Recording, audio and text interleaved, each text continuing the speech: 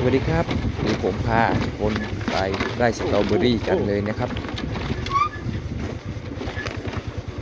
นี่คือทางที่เข้าไปไร่สตรอเบอรี่นะครับ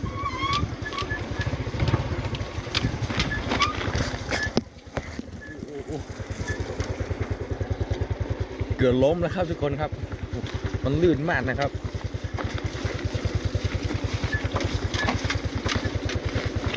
นี่ครับขับมือเดียวเลยครับอีกมือหนึ่งก็ถือกล้องไว้โอ้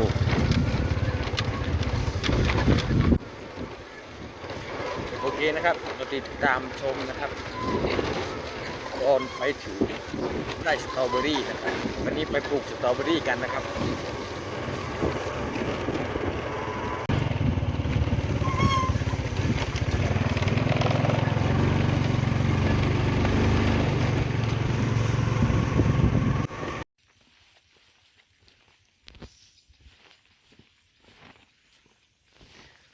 โอเคนะครับทุกคนนะครับก็ได้มาถึงแล้วนะครับถึงไร่สตรอเบอรี่นะครับนี่คือบ่อน้ำนะครับเลี้ยงปลาไว้นี่มาถึงแล้วไร่สตรอเบอรี่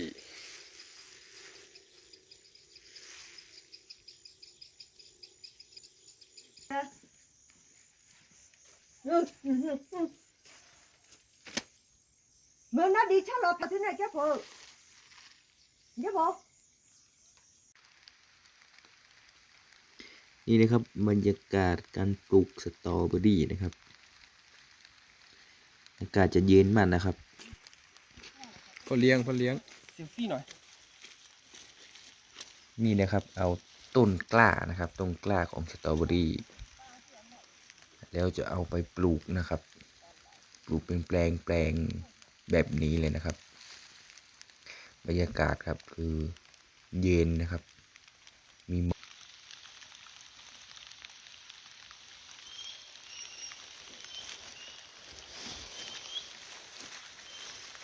นี่นะครับทุกคนนะครับคือต้นกล้านะครับ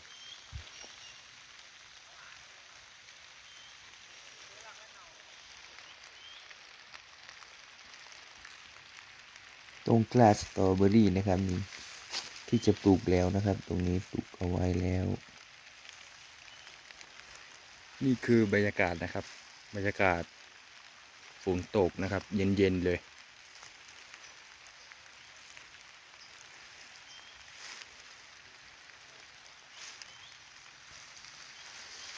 นี่นะครับก็คือต้นกล้านะครับต้นกล้าของสตรอเบอรี่ต้นกล้าของสตรอเบอรี่นั่นเองนะครับเราก็จะปลูกลงหลุมนี้นะครับนี่ครับคือสตรอเบอรี่นะครับก็จะขึ้นแปลงไว้แบบนี้ครับเป็นขึ้นแบบเป็นชั้นแบบนี้นะครับ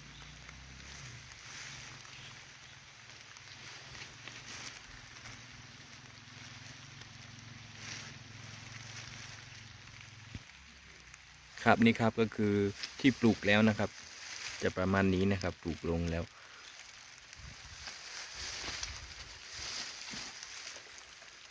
นี่นะครับ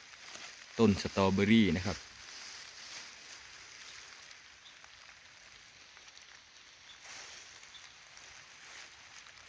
ฝนก็ตกครับตกทั้งวันเลยครับวันนี้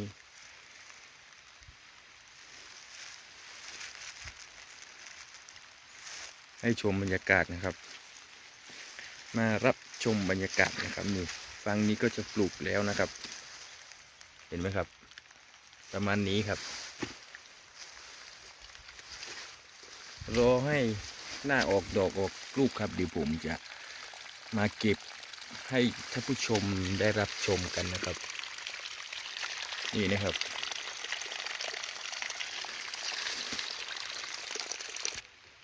นี่นะครับคือ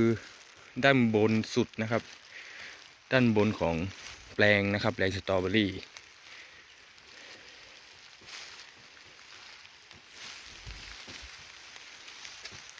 นี่ครับบรรยากาศ ฝนปล่อยๆนะครับ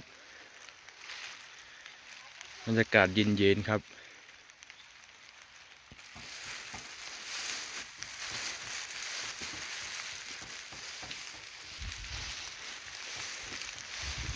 นี่นะครับทุกคนครับไหลยอดดอยนะครับไหลยอดดอยที่ปลูกสตรอเบอรี่นะครับ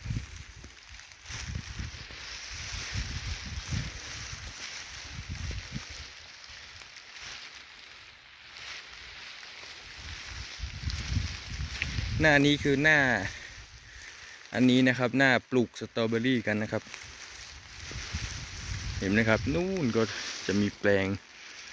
สตรอเบอรี่เหมือนกันนะครับมีแต่หมอกนะครับฝนก็ปล่อยๆมาบรรยากาศคือแบบดีมากนะครับนี่นะครับบรรยากาศนะครับนั่นก็คือต้นไม้เป็นป่านะครับนะครับ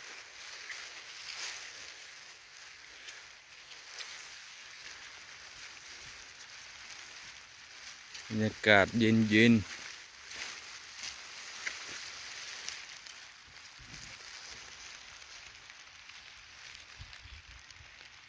นี่แหละครับประมาณนี้นะครับนี่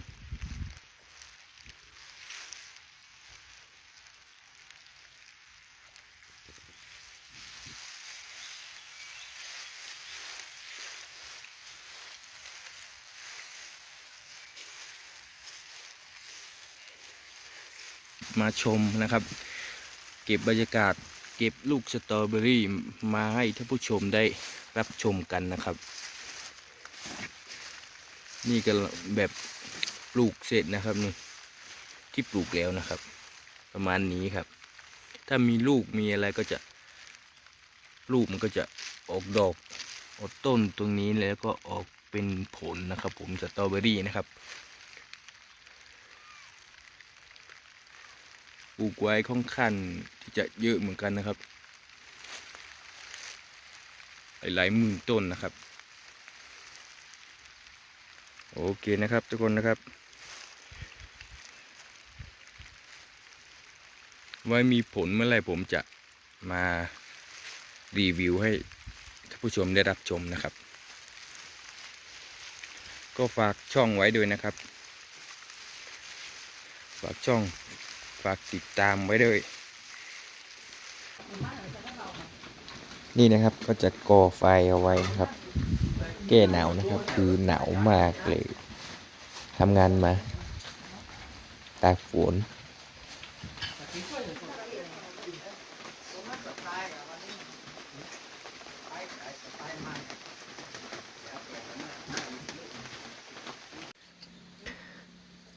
นี่คือเนื้อย่างนะครับอาหารมื้อเที่ยงนะครับ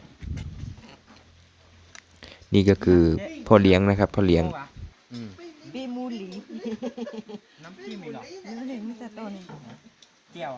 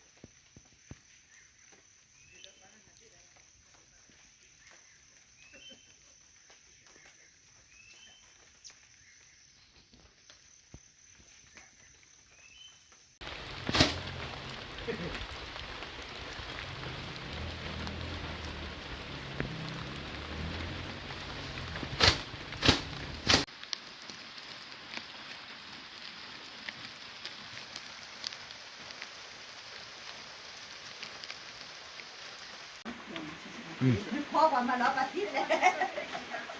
เดี๋ยวนะอ๋อแล้วก็ โอเคนะครับทุกคนนะครับ ตอนนี้ก็ได้ปลูกเป็นที่เรียบร้อยแล้วนะครับ ปลูกเสร็จแล้วนะครับ นี่นะครับ คือปลูกไว้แล้วนะครับ นี่คือเสร็จเป็นที่เรียบร้อยแล้วนะครับ คือต้องรอหน้าออกดอกออกผลก่อนนะครับ เดี๋ยวผมจะพาท่านผู้ชมนะครับ ทุกท่านนะครับมารับชมนะครับว่าลูกสตรอเบอรี่จะเป็นยังไงนะครับ ทุกคนอาจจะเคยกินอยู่นะครับ เคยเห็นอยู่นะครับ แต่ว่าไม่เคยได้มาเก็บไม่ได้แบบสัมผัสบรรยากาศแบบจริงๆจังๆแบบผมนะครับ เดี๋ยวผมจะมาให้ชมนะครับรอให้ออกลูกก่อนนะครับเดี๋ยวผมพาทุกคนมาแน่นะครับพามาเก็บมาครับมาเก็บลูกสตรอเบอรี่ครับนี่ครับปลูกเสร็จไปแล้วที่เรียบร้อยนะครับตอนนี้ก็จะมีฝนปล่อยๆนะครับทั้งวันเลยครับวันนี้ตากฝนทั้งวันเลยปลูกสตรอเบอรี่ครับนะครับโอเคนะครับทุกคนนะครับก็ฝากช่องไว้ด้วยนะครับฝากติดตามให้ด้วยนะครับกดไลค์กดติดตามให้ด้วยนะครับแล้วผมจะพาทุกคนมาใหม่นะครับพามาเก็บลูกสตรอเบอรี่นะครับ EP ต่อไปนะครับ EP นี้ก็จะประมาณนี้นะครับขอบคุณทุกท่านนะครับที่เข้ามารับชมนะครับฝากช่องไว้ด้วยนะครับสวัสดีครับ